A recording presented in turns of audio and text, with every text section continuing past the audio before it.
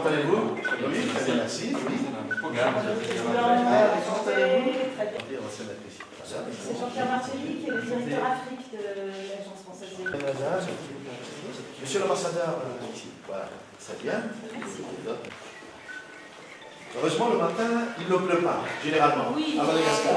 d'habitude. Oui. Et donc, il faut se réjouir qu'elle soit arrivée. Oui, bien sûr. besoin de pluie, quand même. Bien sûr qu'une partie du phénomène du délestage est due au fait d'insuffisance d'eau. Hier, tout devrait rentrer au point, théoriquement. Parce que les stations hydroélectriques sont montées en Merci. peut-être après.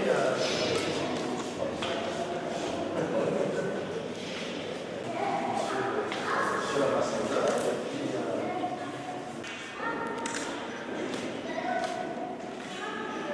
Madame, un programme, vous avez discuté avec Monsieur le Président, quels sont les points? Et cette visite, pour moi, bien sûr, c'est l'occasion de souligner à la fois l'importance historique de l'engagement de l'Agence française de développement aux côtés de Madagascar et des populations malgaches, mais aussi le soutien et l'appui que nous sommes prêts à apporter au président et au plan de développement national qui est en cours de finalisation et à l'appui aux dynamiques de réforme qui sont en cours.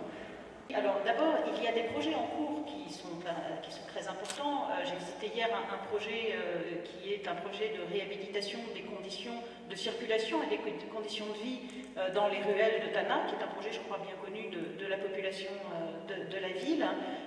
Ce projet-là va faire l'objet d'une deuxième phase.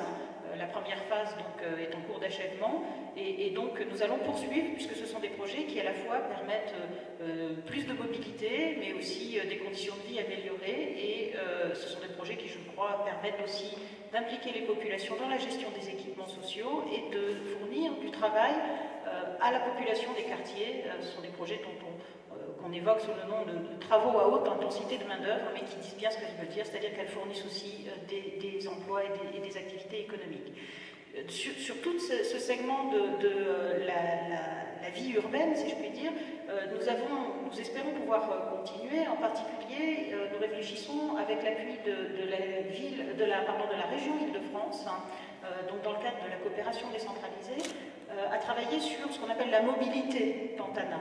Et il suffit de circuler dans la ville pour voir à quel point c'est un sujet important, à la fois pour les conditions de vie là aussi, mais aussi les possibilités d'activité économique.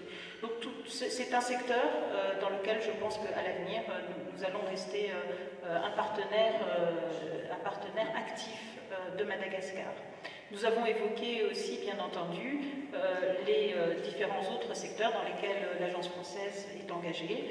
Il y a en particulier des sujets qui ont trait à la gestion de l'environnement et des questions aussi de développement agricole et rural, des questions de santé, des questions d'éducation. Et de manière générale, vous le savez, l'AFD est très engagée dans le soutien à l'activité, y compris les petites entreprises. Nous avons beaucoup d'activités, soit de financement direct, soit d'appui à la microfinance, au crédit aussi en milieu rural. Et ce sont des segments d'activité sur lesquels je souhaite que nous puissions continuer à nous mobiliser parce que c'est ceux qui permettent des opportunités de création de revenus et de création d'emplois. Donc c'est le deuxième grand secteur, en dehors de la rénovation urbaine, dans laquelle je pense que nous resterons actifs à l'avenir. Alors, sur l'année 2014 est une année d'un montant élevé et qui, je crois, est à l'image du soutien que nous souhaitons apporter dans la phase actuelle de la vie politique de Madagascar, dans laquelle nous avons approuvé une soixantaine de millions d'euros. C'est le montant à la fois des prêts, mais aussi des garanties. Je vous parlais des garanties que nous apportons pour l'accès au crédit des petites entreprises. Il y a une douzaine de millions de garanties, une cinquantaine de millions de prêts, dont le prêt de soutien budgétaire, qui est en appui avec les autres bailleurs de fonds à la dynamique de réforme qui est en cours d'adoption. Et que nous espérons bien entendu voir se concrétiser dans l'année 2015. Et puis enfin, je le mentionne pour mémoire, il y a une dizaine de millions d'euros supplémentaires que nous apportons en appui aux activités des associations et des ONG.